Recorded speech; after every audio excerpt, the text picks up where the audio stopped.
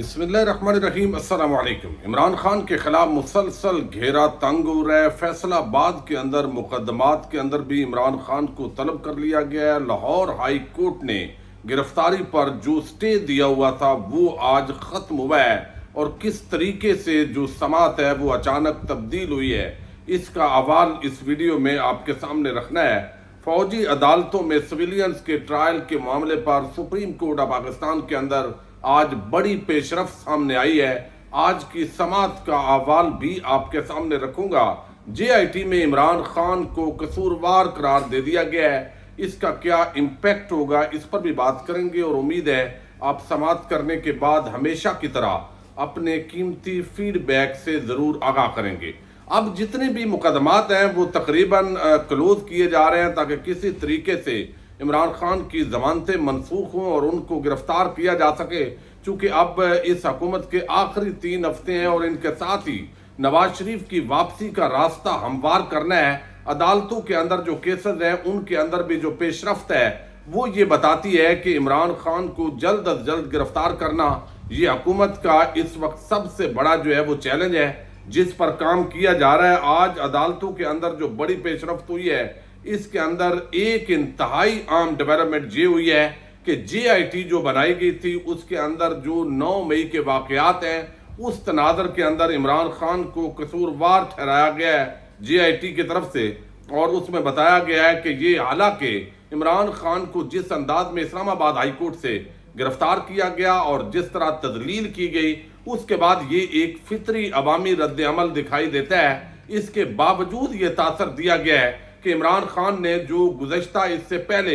گفتگو کی اس نے جو ہے وہ اس حوالے سے لوگوں کو بھارا، اشتعال پیدا ہوا، یہ کوئی پری پلانڈ تھا۔ اب یہ خبر آئی ہے کہ یہ جو تفتیش ہوئی ہے عمران خان کو قصوروار ٹھہرایا گیا ہے، اور اس سے قبل 9 مئی کے واقعات سے متعلق مقدمات میں چیئرمین تحریک انصاف کی مشترکہ تحقیقاتی ٹیم کے سامنے ان کو پیش کیا گیا تھا، اور وہ خود پیش ہوئے تھے جس کے اندر انہوں نے اپنا مدعا رکھا تھا جب ان سے سوالات کیے گئے کہ 9 مئی کے اندر جو کچھ ہوا، جس طرح فوجی تنصیبات پر حملے ہوئے، عوام جس طریقے سے نکلی، یہ آپ نے پہلے کوئی منصوبہ بندی کی ہوئی تھی، یہ کوئی سازش تھی۔ اس پر عمران خان نے کلیئر کیا تھا کہ یہ سازش ضرور تھی، لیکن یہ سازش میری نہیں تھی بلکہ ان لوگوں کی تھی جو تحریک انصاف اور عمران خان کو مائنس کرنا چاہتے ہیں، اور اس کے جو سب سے بڑے بینیفیشری ہیں یہ ان لوگوں کی سازش تھی۔ یعنی انہوں نے اسٹیبلشمنٹ اور جو موجودہ حکومت ہے اس کو قصوروار ٹھہرایا، لیکن جے آئی ٹی ہمیں یہ توقع تھی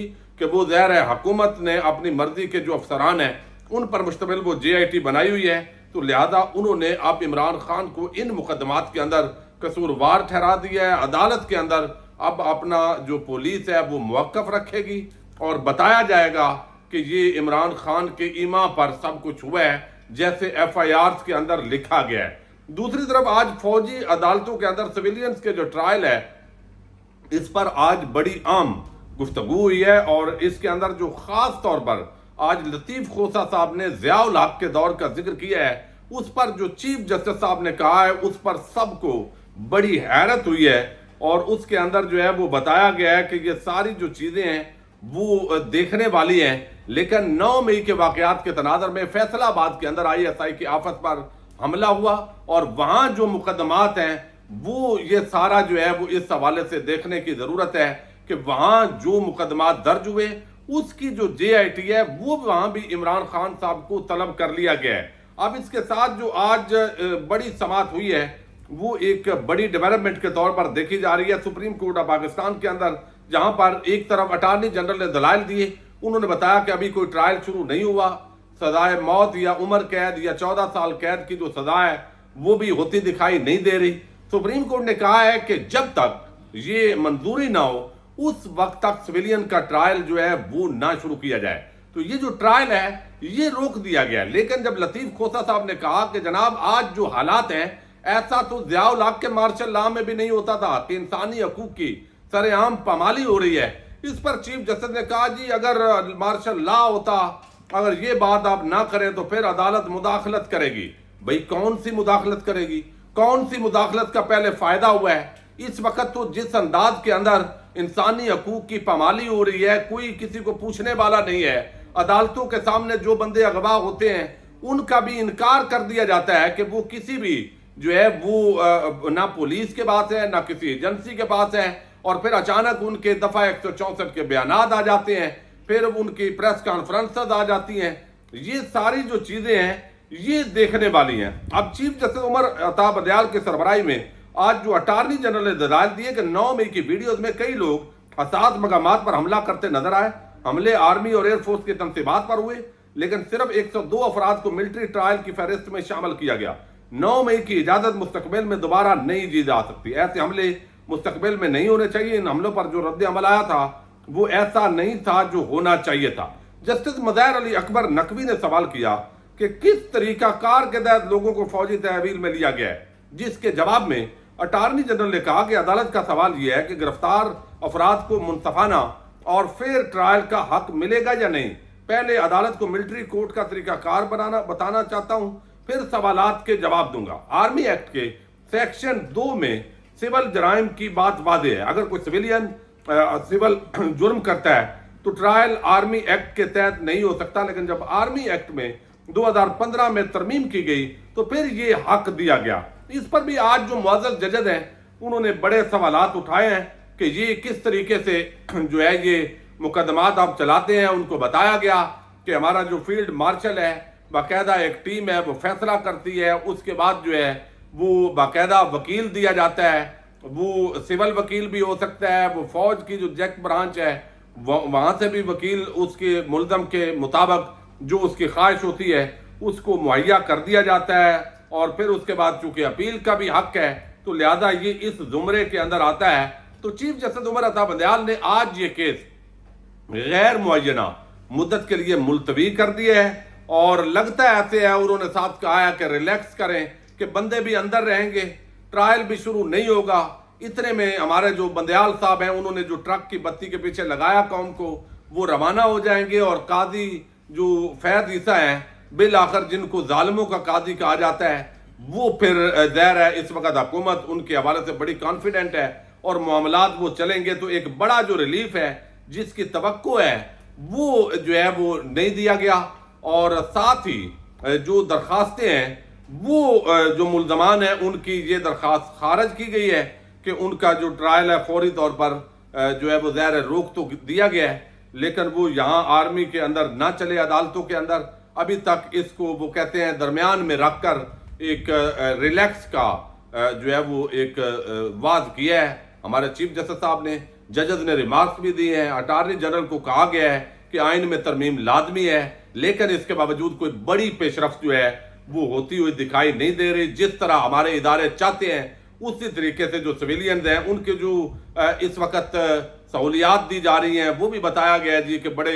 اچھی سہولیات ان کو دی گئی ہیں جن لوگوں کو گرفتار کیا گیا ہے، اور بڑی احتیاط کے ساتھ یہ 102 بندہ جو ہے اس کو ہم نے حراست میں رکھا ہوا ہے۔ اب ایک اور بڑی ڈیولپمنٹ ہوئی ہے، اور وہ وہی ہے جس خدشے کا اکثر اظہار ہم کرتے رہتے ہیں، وہ یہ کہ ایک انسان ہے، ظاہر ہے وہ ہر جگہ نہ تو عدالت میں پیش ہو سکتا ہے، اور نہ اتنے جو وکلاء ہیں ان کے لیے یہ پاسبل ہوتا ہے۔ لاہور ہائی کورٹ کے اندر ایک درخواست دائر کی گئی، سردار لطیف کھوسہ صاحب نے یہ درخواست دی تھی، اور اس کے اندر یہ استدعا کی گئی تھی کہ عمران خان کے خلاف پورے پنجاب میں مختلف جگہوں پر کچھ تو درج مقدمات ہیں ان میں نامزد کیا گیا، اور کچھ ایسے مقدمات کی بھی اطلاعات ہیں جو خفیہ رکھے گئے ہیں، کسی بھی لمحے کسی مقدمے کے اندر گرفتار کیا جا سکتا ہے، تو لہذا ایک تو کسی بھی خفیہ مقدمے کے اندر جو ہے وہ گرفتاری سے روکا جائے، اور دوسری طرف جو ہے وہ اس کے اندر سٹے دیا جائے۔ تو یہ سٹے مل گیا تھا تحریک انصاف کو، لیکن اب جسٹس علی باقر نجفی اور جسٹس عالیہ نیلم صاحبہ، یہ دو جج ہیں لاہور ہائی کورٹ کے اندر جہاں سے حکومت کو کافی ریلیف مل رہا ہے آج کل۔ اور آج جو ہے وہ چونکہ سینئر وکیل موجود نہیں تھے اور انتظار علی ایڈوکیٹ موجود تھے، انہوں نے بتایا کہ سینئر وکیل موجود نہیں ہے چونکہ وہ دوسری عدالت میں ہے، سپریم کورٹ آف پاکستان کے اندر، اور اس لیے آپ ہمیں جو ہے وہ مہلت دیں۔ لیکن ہماری جو جج صاحبہ ہیں انہوں نے مہلت نہیں دی، اور اس کے اندر انہوں نے کہا کہ پنجاب میں جو کیسز یکجا کرنے اور کارروائی روکنے کی درخواست ہے اس پر جو ہے وہ جو دیا گیا تھا سٹے وہ ختم کر دیا گیا ہے، یعنی عمران خان کو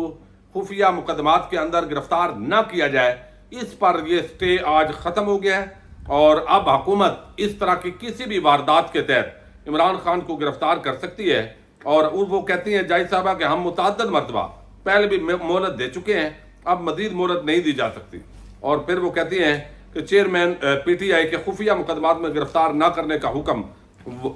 واپس لیتے ہیں، اور یہ سماعت غیر معینہ مدت تک کے لیے ملتوی ہوئی ہے۔ اب یہ عمران خان ہے اور ہر جگہ پیش ہونا ان کے لیے پاسبل نہیں ہے، اور یہ ساری جو چیزیں ہیں یہ ہمارے مد نظر ہیں، لیکن آپ دیکھیے کہ یہ ججز کو بھی پتہ ہے، یہ حکومت کو بھی پتہ ہے، سب جانتے ہیں، لیکن اس کے باوجود یہ سب کچھ ہو رہا ہے۔